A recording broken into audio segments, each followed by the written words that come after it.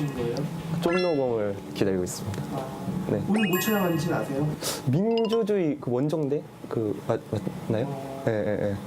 오늘도 수원 쪽이니까 수원에 있는 역사 이제 있는 거기를 가서 아마 저희도 민주주의에 대한 그 씨앗을 찾을 것 같습니다.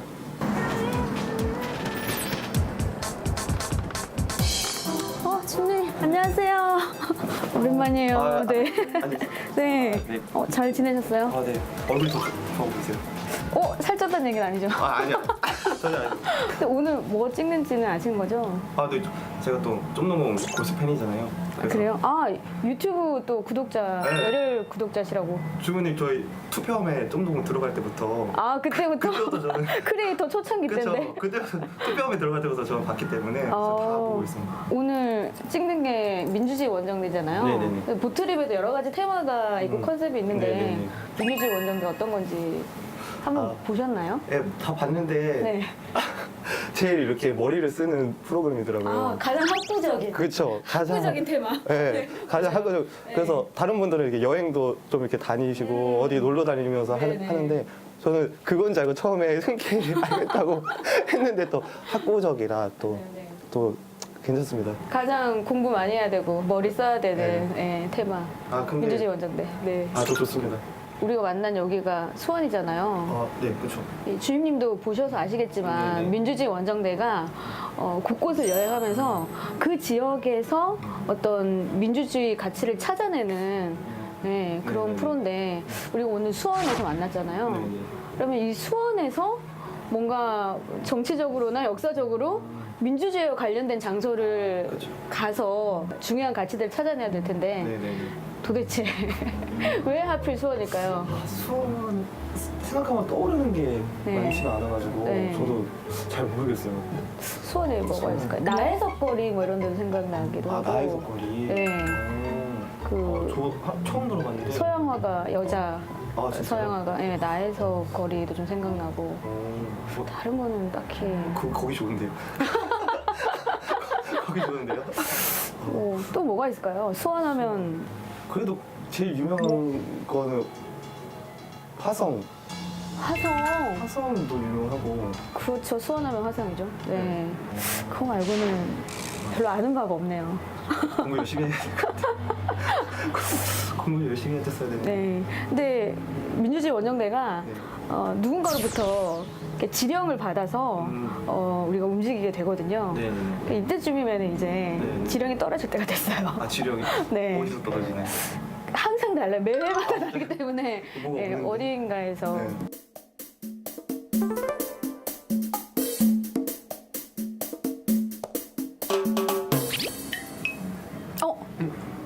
깨토 같다. 이렇게. 오, 지령이다, 지령. 안녕하십니까 원정대원 여러분.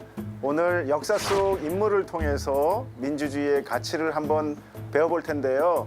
제가 드린 미션을 잘 수행하시고 또 공부를 열심히 하셔가지고 이따가 정오 후에 만나도록 하겠습니다.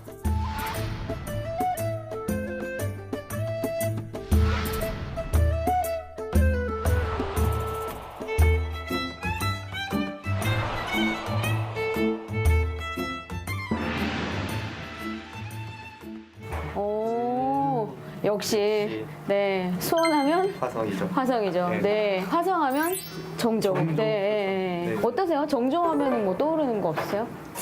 정조하면 뭐 탕평 정책을 좀 탕평책, 탕평책을 좀 맞아요. 실현시키신 분 아니면 맞아요. 그 뒤주에 갇힌 그 사도세자 있잖아요. 사도세자. 그 아들 그 아들 얘기 아니면 뭐 소지섭 소지섭? 네 소지섭 뭐예요? 모르세요? 모르는데. 좀 살짝 비웃어. 아니요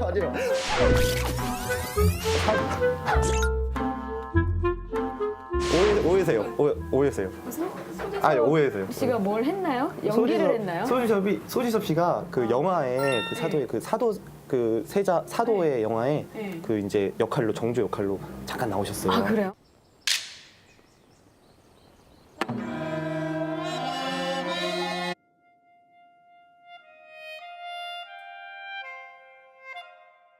저는 이제 정조하니까 떠오르는 인물이 소지섭 씨가 아니라 서진이 오빠. 서진이가 먼저 떠오르. 아. 이산 드라마에 나왔던 이서진. 삼시세끼 예. 이서진 그 왜? 네. 거기서 이산 역할, 정조 역할을 했었기 때문에 아. 좀 옛날 드라마죠. 떠올리는 게 다르네요. 요즘 영화를 떠올리고 저는 몇 년 전에 드라마를 떠올리고 아, 약간의 좀 격차가 저 세대 차이 살짝 있는데. 얼굴은 별로 격차 안 나는데. 죄송해요. 아니, 반응 못했어요. 죄송해요. 아니에요. 맞아요. 그러면은 뭐 시간이 별로 없으니까 네. 빨리 화성으로 네. 출발을 해볼까요? 네. 파이팅. 파이팅. 파이팅. 크로스. 크로스.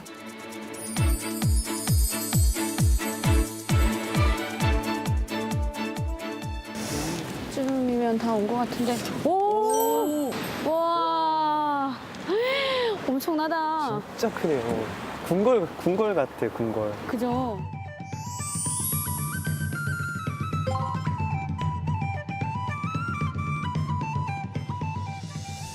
주임님, 네. 이 문 이름이 뭔지 아세요? 장안문 아닌가요? 맞아요. 아, 이게 맞아요. 바로 장안문입니다. 아. 네, 장안문이 네, 네, 수원 화성의 정문이래요. 이게 정문이에요? 네, 네. 그건 저 몰랐어요. 네. 근데 실제로 네. 와서 보니까 생각했던 것보다 네. 훨씬 크고 웅장해서 네. 기가 확 죽는 느낌이에요. 저도 네. 이쪽으로는 처음 와봤거든요. 네. 근데 너무 웅장하고 거대가지고 그렇죠. 저도 이게 깜짝 놀랐어요. 네네. 네. 근데 또 되게 특이한 게 네. 보통은 이 정문이라는 게 남쪽에 있잖아요. 네네네. 근데 이 화성의 장안문은 지금 북쪽에 있어요. 네네네네. 네. 네. 이유가 뭘까요? 퀴즈. 퀴즈인가요? 퀴즈입니다. 북쪽이죠. 북쪽이면 한양이 북쪽에 있으니까 네. 이제 임금님이 오. 수원화성을 오셨잖아요. 오. 그 길을 따라 똑바로 오셔야 되니까 북쪽이 정문 아닐까 생각하는데. 공부 많이 했네요. 맞아요. 맞습니다. 네. 네. 그 정조 임금이 이제 행차할 때 네네네. 한양, 그러니까 북쪽에서 이렇게 오는 거니까 가장 처음 맞는 문이 장안문. 네. 그래서 여기가 정문이라고 해요. 네. 역시. 네. 수업 시간에 졸지 않고 제대로 들었던 오늘 게. 촬영하는데 공부 좀 해왔네요. 아니에요. 기본 실력입니다. 기분 씨. 죄송해요. 오늘 기대해도 되는 거죠? 아니요. 네. 근데 이 크기도 대단하지만 보시면 지붕도 굉장히 화려하고요. 네네네. 그리고 2층, 중층으로 또 돼 있어요. 네네. 그러네요. 그리고 저기 지붕 위에 보면 조그마한 조각이 보이죠? 네네네. 저거를 네, 뭐라고 하는지 아세요? 아니요, 저건 잘 모르겠어요. 저거 잡상이라고 하는데 아. 악기를 이렇게 내쫓는다 그런 의미래요. 아. 그래서 저런 잡상이나 이렇게 2층 중층으로 돼 있는 지붕이나 좀 화려한 지붕 이런 거는 네네네. 궁궐에만 있는 거라고 하더라고요. 수도 서울의 궁궐에만 있는 건데 지금 수원 화성에 있는 거거든요. 굉장히 그 수원 화성을 생각한 정조가 수원 화성을 생각한 의미가 그만큼 컸던 게 아닐까 싶어요. 네.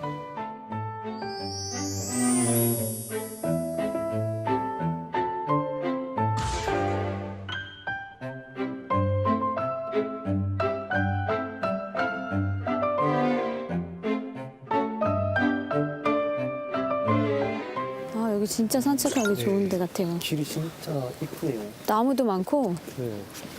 여기가 역사적인 장소일 뿐만 아니라 여기 사시는 주민들한테 굉장히 네네네. 좋은 산책로로도 그러니까요. 이용이 될 것 같아요. 보시면서 다 여기 산책하러 다니시고. 그죠? 네, 그러시면. 여기 표지판 있어요. 여기가 저희가 네. 올라고 했던 네, 정조대왕 동상.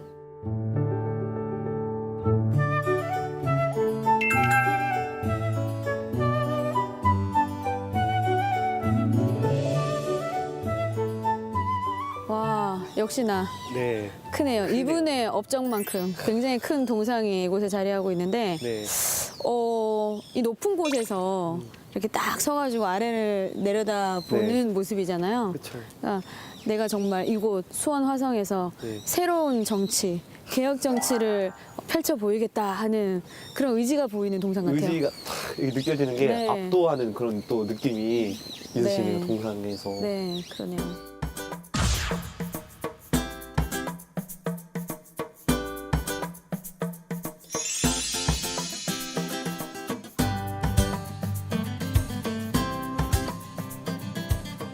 우리끼리 네네네. 좀 돌아보기는 했는데 네. 그래도 좀 제대로 공부를 하려면 그렇죠. 교수님을 만나봐야 되잖아요. 네네네네. 우리에게 미션을 주신. 그렇죠. 만날 수 있는 건가요? 만나야죠. 그렇죠. 여기 어딘가에서 뵙기로 했는데 네. 이쯤에 어디 와 계실 텐데.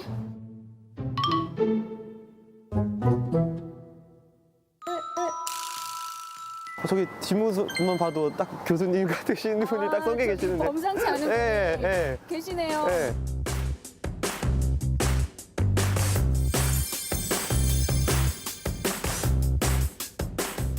아, 떨리네. 저도 아, 떨려. 교수님. 아, 안녕하세요. 안녕하세요. 교수님. 네, 김우라고 반갑습니다. 합니다. 네. 와.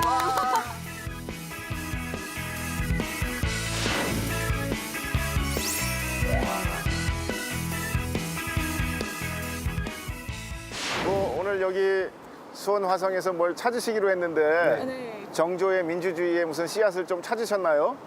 저희 열심히 저희끼리 찾았는데, 돌아보기는 네. 일단- 했는데. 네. 저 먼저 한번 말씀을 아, 한번 뭘 드려볼까요? 찾으셨는지요? 저는 저는 오늘 사실 수원화성이 둘러보기 전까지는 네네네. 그냥 단순히 적의 침략을 막는 그 요새 기능 네. 이 정도로만 생각을 했었거든요. 네네네네. 근데 이렇게 돌아다니면서 안내 표지판이나 각종 자료들을 보니까 실은 수원화성이 정조의 그 개혁 정치를 실현하기 위한 그 이상 도시로서 건설한 것이 아닌가라는 좀 생각을 했어요. 또 조선 후기에는 좀 정치도 당파 정치 때문에 좀 어지럽고 그랬었잖아요. 그리고 백성들도 좀 많이 힘들고 이건 좀 민주주의가 아닐 것 같거든요. 이런 사회 모습은. 그래서 이런 낡은 정치를 버리고 또 이런 새로운 이상 사회를 만들기 위한 그리고 신도시로서 수원화성을 만든 것이 아닌가라는 좀 아닌가. 네. 라는 생각을 했습니다. 그래서 훌륭하십니다. 예, 예. 이런 그 의지가 느껴지는 게 이게 민주주의 씨앗이 아닐까라는 저 생각을 한번 해봤습니다. 사실 우리가 조선시대하고 현재적인 어떤 민주주의를 이렇게 연결하는 거는 쉬운 일은 아닌 것 같아요. 네. 예, 민주주의 그러면 현재가 떠오르지 조선시대가 떠오르지는 않잖아요. 네, 네. 예, 그럼에도 불구하고 우리가 오늘 정조시대의 민주주의적인 어떤 가치 혹은 씨앗의 무슨 토대가 될 만한 게 뭐가 없을까 이런 걸 한번 찾아보러 여행을 떠나는 거니까 네. 예, 한번 가보는 게 좋을 것 같아요. 네. 그래서 사실은 화성을 건설할 때 있어서 제일 중요했던 것은 정조의 효심이잖아요. 돌아가신 아버지 사도세자에 대한 효심, 이 효라고 하는 것이 매우 강조가 되어 있고 그 정조의 효심이라고 하는 것이 이 수원이라고 하는 새로운 도시를 건설하는데 밑바탕이 되어 있다는 건 다들 잘 알려지고 네, 네, 또 네. 알고 계실 거예요. 조선시대가 유교사회, 또 성리학사회라는 건 잘 아시잖아요. 이 유교라고 하는 거, 성리학이라고 하는 건 뭐냐면 인간이 가지고 있는 부모에 대한 사랑, 존경의 마음, 또 부모가 자식을 사랑하는 마음, 그 사랑의 마음이 인간이면 누구나 다 가지고 있는 기본적인 사랑의 마음이다 라고 하는 걸 토대로 해서 그 효라고 하는 그 마음을 기초로 해서 자신의 부모를 사랑하는 마음을 자신의 부모만 사랑하는 데 국한하지 않고 그것을 사회 일반으로 주변의 어른들을 나의 부모와 같이 사랑하는 마음으로 대하고 그렇게 함으로써 사랑의 마음이 널리 퍼져나가면 이 세상이 다 그런 사랑으로 가득 찰 것이다. 그래서 이 수원화성이라고 하는 것은 정조가 성리학에서 가장 중요하게 생각하는 가치, 즉 부모에 대한 사랑, 부모가 자식에 대한 사랑, 그 사랑의 마음을 기초로 해서 인간 사회의 질서가 만들어져야 된다고 하는 것을 상징적으로 표현하고 있는 것인데요. 주변의 어른들을 자신의 부모 생각하듯 사랑하는 마음을 가지고 주변 사람들을 돌아보는 그 마음을 확장했을 때 바로 이제 아름다운 사회의 기초가 만들어지는 거죠. 그런 기초가 만들어진다고 보면 그걸 우리가 민주주의적인 어떤 토대 혹은 가치의 기초 뭐 이런 걸로 한번 생각해 볼 수 있는 방법이 되지 않을까 이런 생각을 하고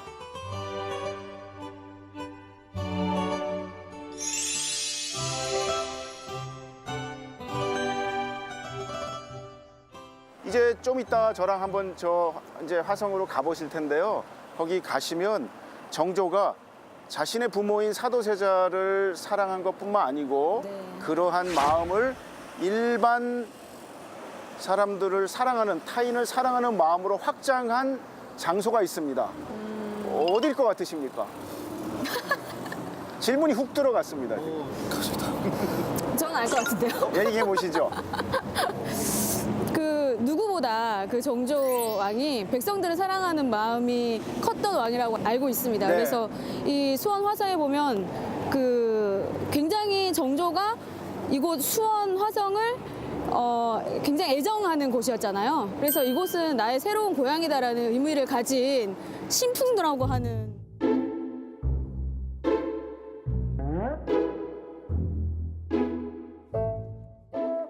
들었습니다. 정답입니다. 신풍로에서 제대로 찾으셨어요. 신풍로에서 정조가 자기 부모를 사랑하는 마음을 타인을 사랑하는 마음으로 확장한 행사를 벌였어요. 내가 우리 부모만을 사랑하는 게 아니라 우리 아버지만을 사랑하는 게 아니라 나는 모든 사람들을 사랑하는 그런 마음을 가지고 있는 그런 정치를 하겠다. 이런 의례를 보여주었는데 퍼포먼스를 한 거죠, 말하자면. 그걸 보여드리는 곳으로 한번 가시죠. 출발.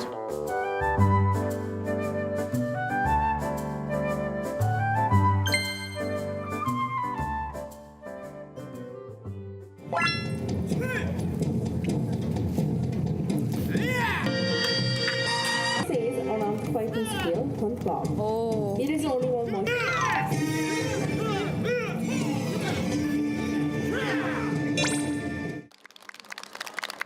큰 박수 부탁드립니다.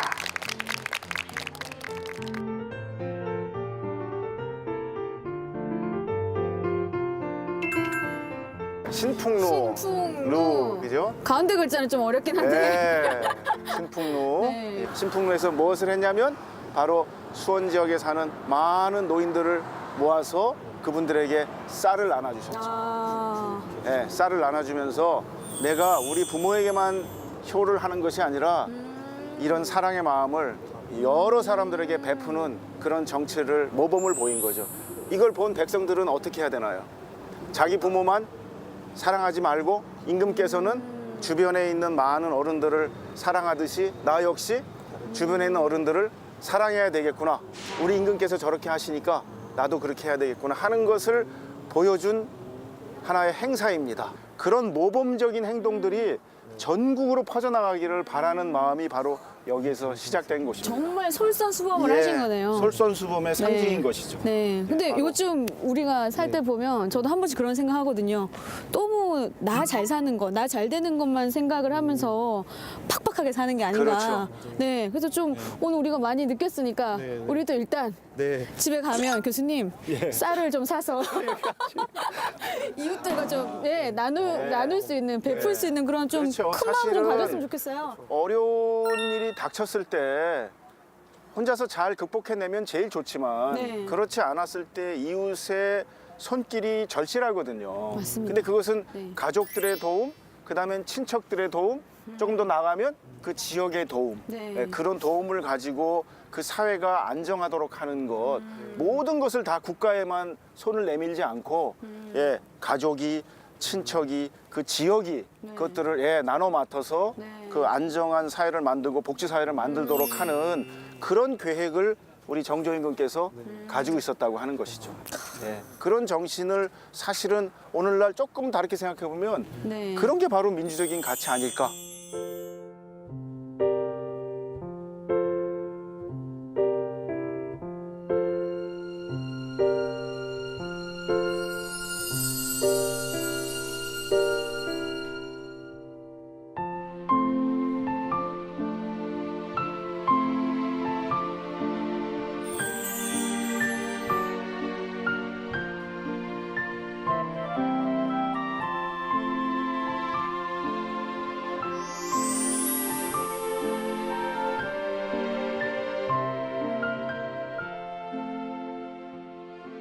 교수님이 네. 주셨던 그 미션, 네네. 네, 화성을 둘러보면서 민주주의 가치를 찾아라. 제가 발견한 거를 한번 말씀드려볼게요. 네, 사실 조선 시대가 그 신분제 사회였잖아요. 네네.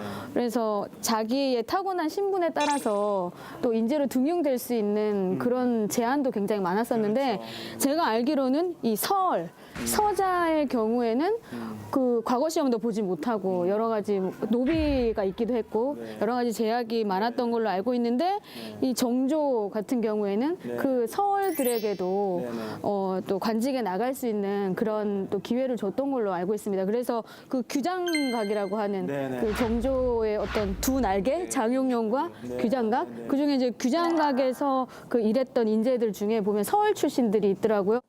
또 하나는 정조하면 또 같이 매칭해서 생각할 수 있는 인물이 또 다산 정약용 그렇죠. 아니겠습니까? 그래서 인재 등용에서부터 정조가 이 평등이라는 가치를 얼마나 중요하게 생각했는지 저는 또 그런 거를 발견을 해봤습니다. 하기는 좋은 정치를 하려면 네.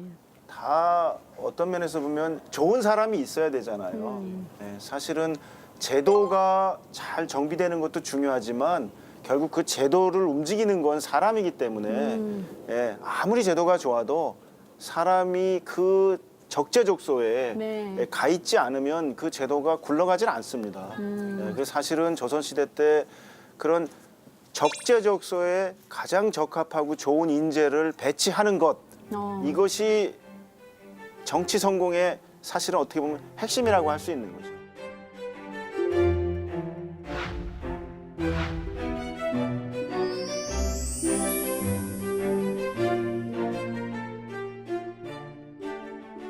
그렇게 또 과거 시험을 통해서 들어온 학자들을 정조 임금께서는 그냥 또 두지 않고요. 그 학자들 하나하나를 또 다 직접 시험을 보면서 그 학자들의 특징을 다 파악하셨어요. 누구는 뭐 수학적인 머리가 있고 누구는 뭐 행정 역량이 뛰어나고 그렇기 때문에 정조 시대 때 좋은 학자들이 지금 우리가 보면 많았던 이유가 바로 그런 임금의 노력 또 거기에 부응했던 신하들의 의지 이런 것들이 좋은 정치를 만드는 배경이 되었죠. 제가 교수님께 계속 들어보니까 네. 그 정조 대왕은 굉장히 그 투명하시고 꼼꼼하신 분이신 것 같아요. 꼼꼼한 분입니다. 네. 예, 꼼꼼하기 이를 데가 없는 분이죠. 그래서 이 양반의 글을 보면 그 조선 후기의 정치적 상황이 어려워지니까 자신이 열심히 해서 모범을 보여야 되겠고 할 일은 너무 많고요. 해야 될 일은 너무 많고 시간은 너무 없으니까 항상 무리하시고 일을 많이 하셔서 일을 하시다가 새벽 닭 울음소리를 듣는 일이 하루 이틀이 아니었다. 예, 그런 거 보면 지나치게 사실은 너무 일을 열심히 하신 거죠. 사실은 그렇게 애를 쓴다는 얘기는 무슨 일을 벌일 때 그냥 일을 저지르질 않고요. 정조 임금께서는 항상 미리미리 계획을 다 세우세요. 어떤 일을 하든지. 수원 여기 지금 이 화성 이거 만들 때도 미리 계획을 다 세우시거든요. 그래서 돌은 어디서 뜨고 예, 건설은 어떻게 할 거며 지금 조금 있다가 저랑 한번 그 화성을 건설할 때 돌을 캐던 그런 장소를 한번 가보실 텐데요. 거기서 돌을 떠가지고 수원화성 공사 현장까지 돌을 가지고 오려면 어떻게 해야 될까요? 기분이 예? 최소의 비용으로 최대의 효율을 하려면 어떻게 해야 될까요? 그런 생각을 내야 되잖아요. 계획을 잘 예, 짜야죠. 기구를 개발하고 제일 중요한 건요. 돌을 가져오기 위해서 제일 중요한 게 뭘까요? 제일 중요한 게 뭘까요? 길. 길을 내는 거예요. 예, 그래서 길을 일단 닦아요.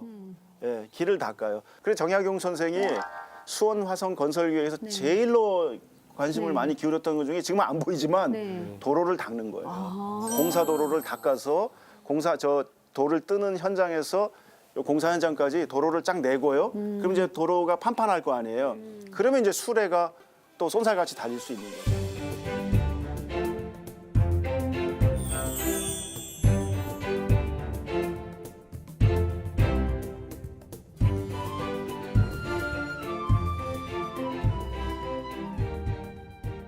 임금이 이렇게 새로운 기술들을 항상 생활을 윤택하게 할 수 있는 기술이라면 무엇이든지 가지고 와서 내가 이렇게 개발을 하고 성을 쌓고 하니까 이 성은 그러한 기술의 총하다. 여러분들도 생활 속에 그러한 기술들을 늘 개발해서 생활을 윤택하게 하도록 해라. 그런 의미에서 또 실학의 상징인 곳이죠. 아까 앞서 말씀드린 쌀을 나눠주는 것에서는 어진 정치의 상징이었고요. 두 번째 그런 기술적인 측면에서는 또 실학의 상징인 거죠. 정조 임금께서 이렇게 수원화성을 지으면서 당시의 하이테크놀로지들을 다 써갖고 성을 짓잖아요. 그러면 또 지방의 사또들은 어떻게 하잖아요. 자기 고을에 가서 그런 또 기술을 개발해서 자신이 고을에 있는 백성들을 또 삶을 윤택하게 하는데 애를 써라. 이렇게 층층이 예, 다 그런 가르침을 준 거죠. 예, 이게 바로 뭘까요? 백성이 주인이 되는, 민이 주인이 되는 거죠. 그게 민주예요. 예? 이게 민주거든요. 예, 이런 정치적인 계획들을 세우고 그 상징적인 곳을 이곳에다 만든 것이거든요.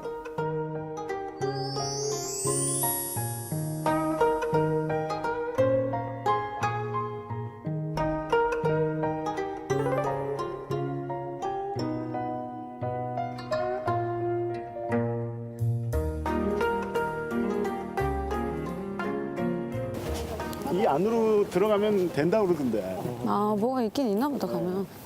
이게 전체가 다 그 숙지산이잖아요. 이 숙지산에서 돌을 가져왔다. 저기 뭐 있어요.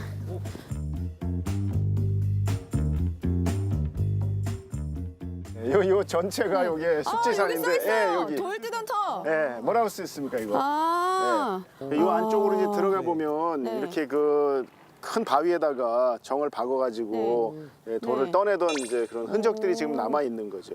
여기서 돌을 떠가지고 네. 수원화성까지 이제 나르는 거죠, 이제. 수레를 이용해서. 수레 이용해가지고. 네. 아까 말씀드린 것처럼 도로를 여기서 다 놔가지고 예, 그렇게 해서 이제 그래 다행인 것 같아요. 돌들이 너무 먼데 있지 않아서. 그렇죠. 더 멀리 있었으면 더 많이 고생했을 그리고 텐데. 실제로 여기 돌을 그대로 여기서 원석 상태로 옮겨간 게 아니고요. 여기서 아. 다 돌을 재단해가지고. 아, 다듬어서? 예.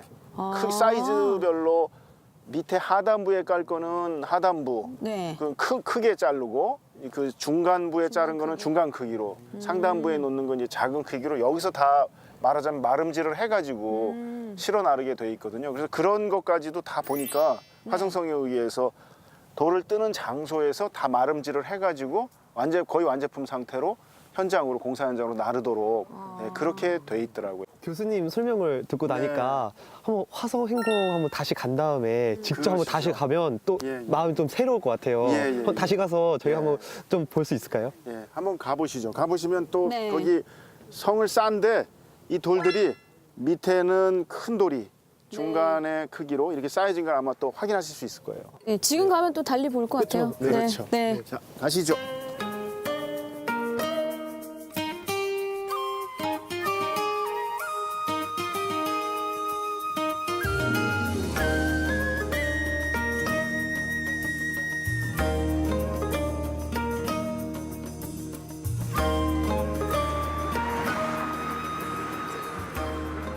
교수님 우리가 좀 전에 네. 그 숙지산에서 봤던 예, 그 돌들을 가져다가 저렇게 예, 저기 다 있지 않습니까? 예, 만들어 다 쌓아놓은 놨군요. 거죠. 이야. 바위가 또 새로운 얘기 보니까. 그렇죠. 조선의 축성 기술이 저렇게 돌을 쪼아가지고 이렇게 쌓는 방식, 네. 석축으로 하는 방식들이 네네네. 조선의 전통 방식이고요. 그 위에 이제 그 이런 방식으로 이렇게 벽돌. 그 벽돌을 해서 네. 이건 이제 당시 중국에서 새로 이 기술을 도입을 해가지고 이제 한 거죠. 조선 후기의 실학자들 얘기 들어보시면 이런 벽돌을 갖다가 구워서 집을 지으면 튼튼하고 또 화재 같은 것도 예방이 되고 예, 그래서 이런 걸 하자고 그랬는데 이게 뭐 조선에서 또 잘 벽돌 활용이 잘 안 돼가지고 벽돌 쓰자고 해도 쉽지 않았던 건데 수원 화성에는 이렇게 이제 벽돌로 예, 그 축성을 한 모습을 볼 수가 엄청 있습니다. 그냥 눈으로만 봐도 견고해 보여요. 그렇죠.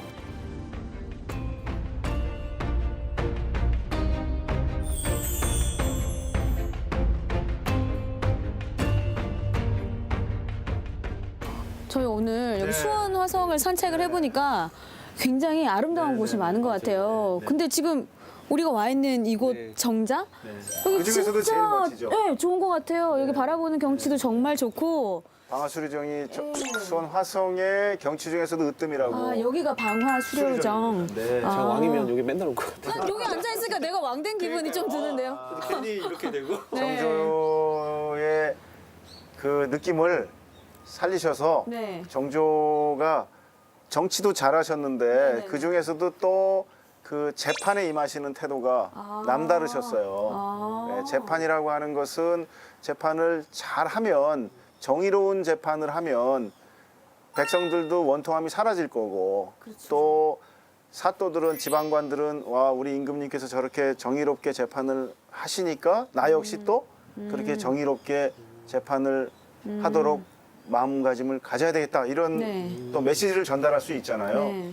그래서 정조 임금께서는 당신이 정치하던 25년간 네네. 예, 살인 사건 1000여 건에 대해서 원래 조선시대 때는 살인자 살인자는 죽는다. 예, 사람을 죽이면 곧 사형에 처한다라는 원칙이 있었는데 이제 사형에 처해질 살인 사건을 포함한 사형죄를 지은 1000여 건의 사건을 다 일일이 재검토하셔가지고 아니 근데 재판을 임금님이 하신다고요?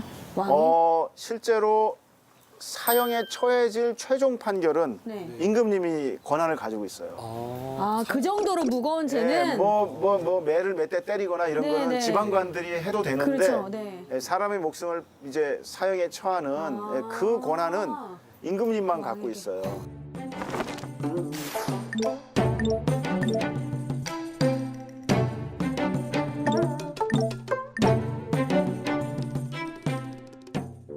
전국에서 올라오는 사건 보고서들이 올 거 아니에요? 네네. 그거를 모여가지고 형조 관리들이 모여서 논의를 해요.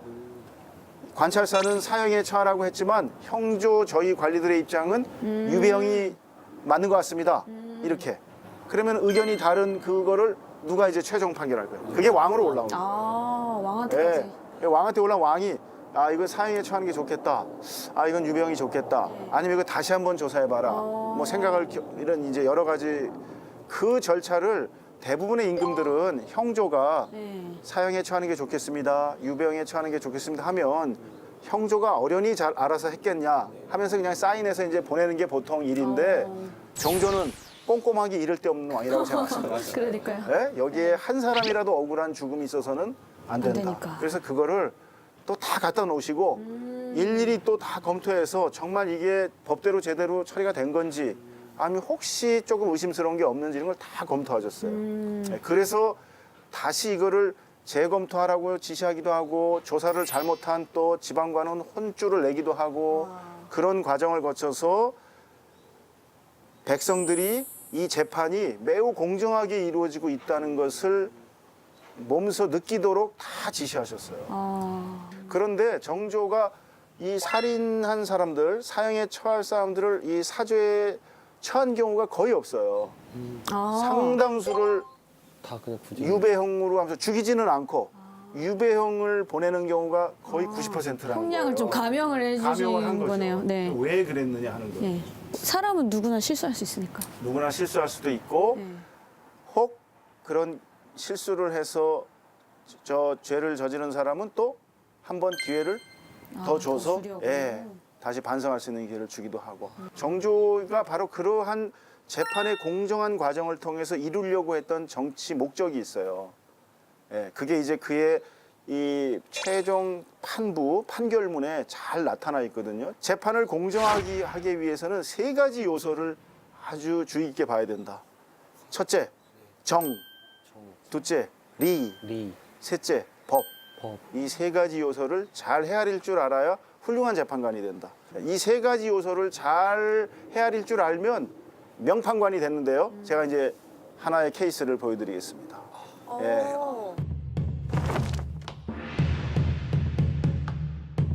의붓아들이 있어요. 의붓아들. 네. 의붓아들이 의붓아버지한테 쌀 좀 빌려달라고 그런 거예요. 네. 근데 이 의붓아버지가 조금 인색했는지 쌀을 안 빌려준 거예요. 네. 그러자 이 의붓아들이 화가 나가지고 아버지 어떻게 그럴 수가 있습니까 하면서 아버지를 때린 거예요.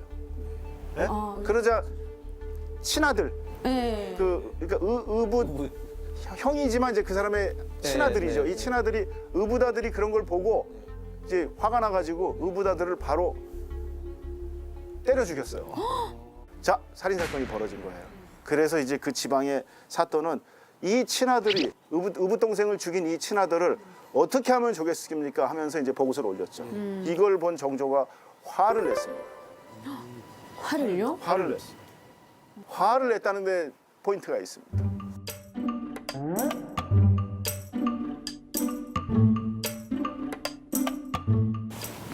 저 답이요. 좀 멀리 간 답일 수도 있는데 괜찮습니다. 무엇이든지. 일단은 그 아버지를 친 게 의붓 아버지를 친 게 먹을 게 없어서 쌀을 빌려달라고 하다가 이런 사건이 발생을 했잖아요. 네. 도대체 이 지방관들이 좀 백성들이 굶지 않게 굶지 배고프지 않게? 않게 그렇게 잘 살 수 있게 좀 잘 했어야지. 그 원인을 너무 먼 데서 찾은 거잖아요. 예. 그죠? 제가 좀 멀리 보는 스타일이라서요. 그 정황에서 찾아야 돼요. 저는 굉장히 앞만 보는 스타일이거든요. 그래서 그냥 교수님 얘기 이제 들었을 때 그 아버님이 이제 또 상해 정도 이제 그걸 안 따지고 그냥 이제 좀 아버님이 이제 다치셨는데 또 그걸 보고 또 아들이 이제 죽인 걸로 어떻게 또 살인죄를 이렇게 적용하느냐. 또 그걸로 다시 잘 정리. 비슷해지고 있어요 지금. 비슷해지고 제가 정리가 안 되는데. 잘 정리하시는 아 진짜요? 내가 뭔 말을 했죠? 정조가 화를 낸 이후에 도달할 수 있을 것 같아요.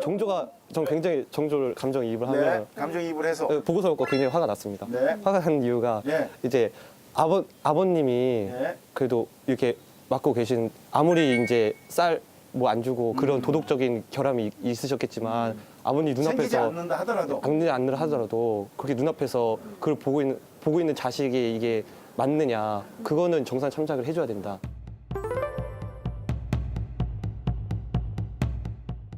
조금 이제 저기서 조금 더 들어가면 뭐였냐면 의붓 아들이 아버지를 때린 거잖아요. 의붓 아들도 아들은 아들이다. 아들이 아버지를 구타한 것은 뭐죠? 폐륜입니다. 폐륜한 친구를, 폐륜한 놈을 때려 죽인 것은 애초에 범죄가 될 수 없다.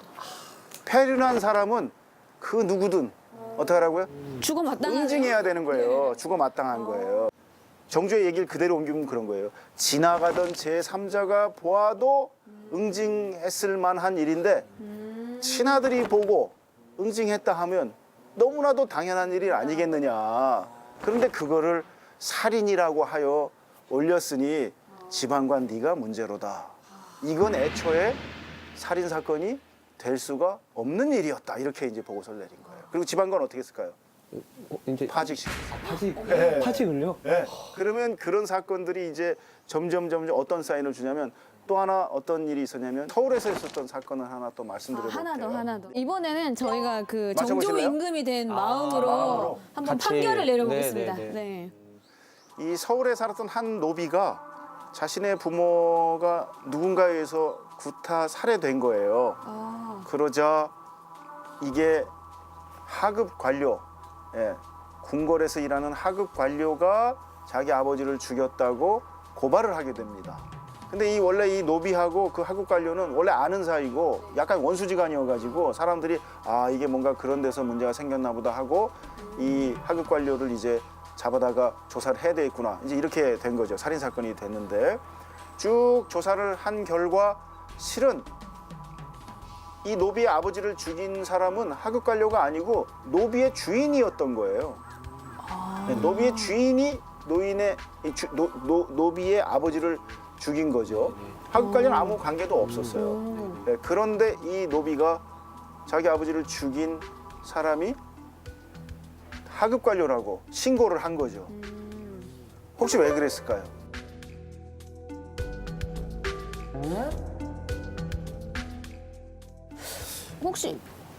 혹시 노비 주인을 감싸줘야 되는 그런 정황이 있지 않았을까요? 노비가 네. 자기 주인을 주인을. 아버지를 죽였는데 그건 너무 평소에 이제 은혜를 입은 게 있었는데 실수로 죽였을 수도 있으니까.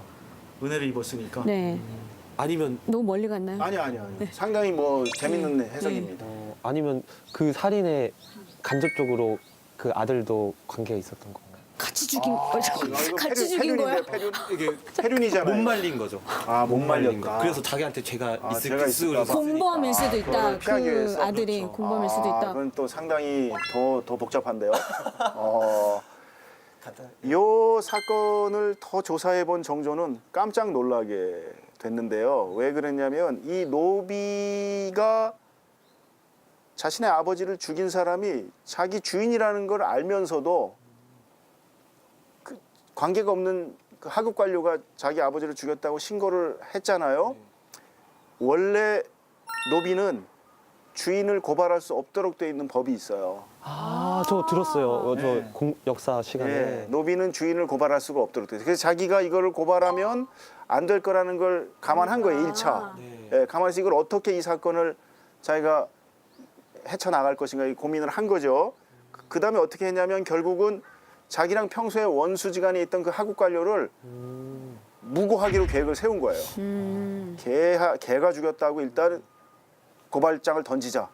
그러면 조사 과정이 벌어지면서 걔는 뭐라 그럴까요? 아, 저는 죽인 일이 없습니다 하면서 계속하면 조사가 계속 들어갈 거 아니에요? 그러면 자연스럽게 주인으로 향한다. 주인으로 조사의 방향이 흘러갈 것을 계획한 거예요. 좋다. 진짜 똑똑한데. 머리가 좋은 것이 아니고 정조가 이런 모든 것을 계획한 네. 그 모의, 네. 그 계획.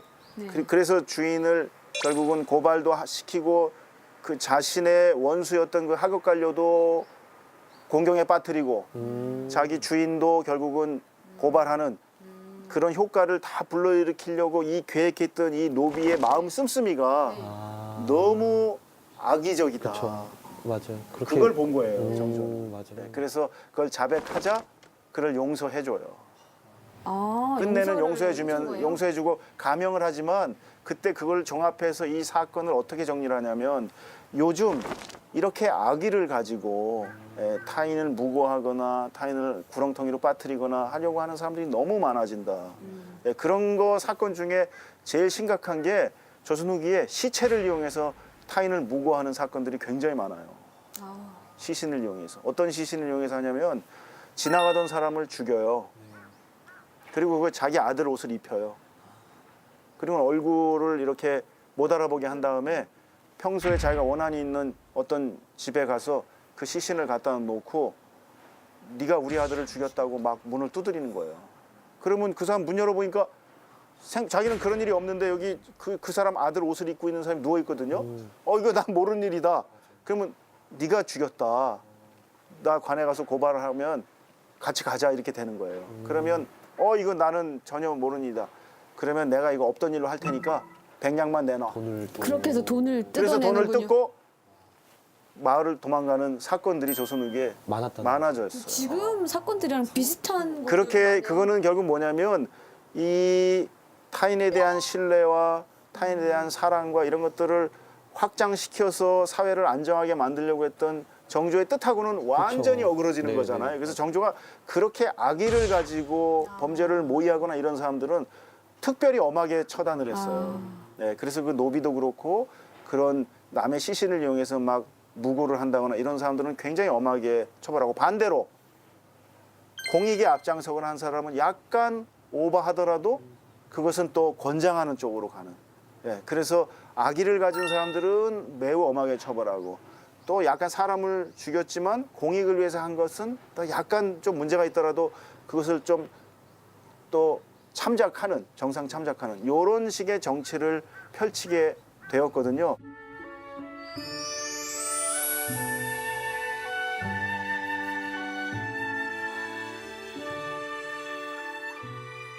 자, 오늘 여기 그 수원 화성에 오셔가지고 정조의 여러 가지 업적들을 보셨잖아요. 네네. 예, 정치 얘기도 좀 들으시고 뭐 하셨는데 무슨 생각이 들으셨어요? 저는 사실 이 조선시대의 왕의 이야기 속에서 어떻게 민주주의를 우리가 발견할 수 있을까 의아해하면서 이곳에 왔는데 교수님과 함께 다니면서 정말 그 백성 한 사람 한 사람을 아끼고 사랑했던 그 마음 그게 민주주의의 근간이 된다라고 그렇죠. 말씀하신 게 굉장히 마음에 네. 예, 와 닿았고요.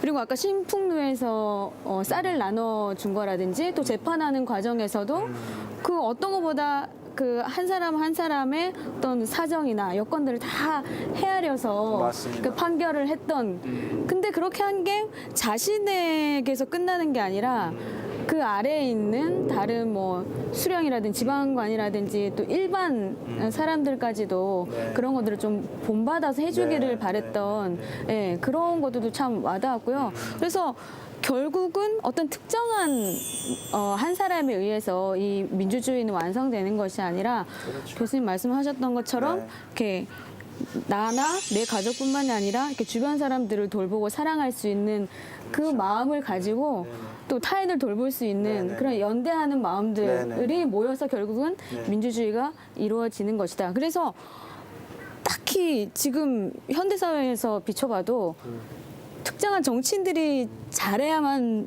뭐 되는 것도 물론 필요하지만 그럼요. 우리 한 사람 네. 한 사람이 결국은 대한민국 정조가 잘해서 정치가 되는 게 아니거든요. 것이다. 네.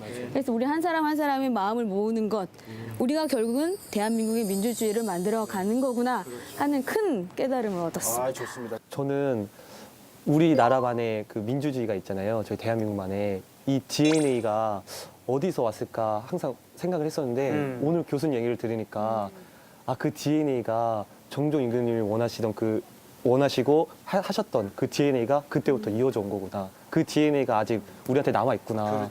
그걸 저는 느끼고 오늘 저는 교수님이 어느 순간 또 정조대왕님처럼 보였어요. 그래서 말씀하시는 게 이게 저도 가슴 깊이 저도 마음이 저 사양하겠어요.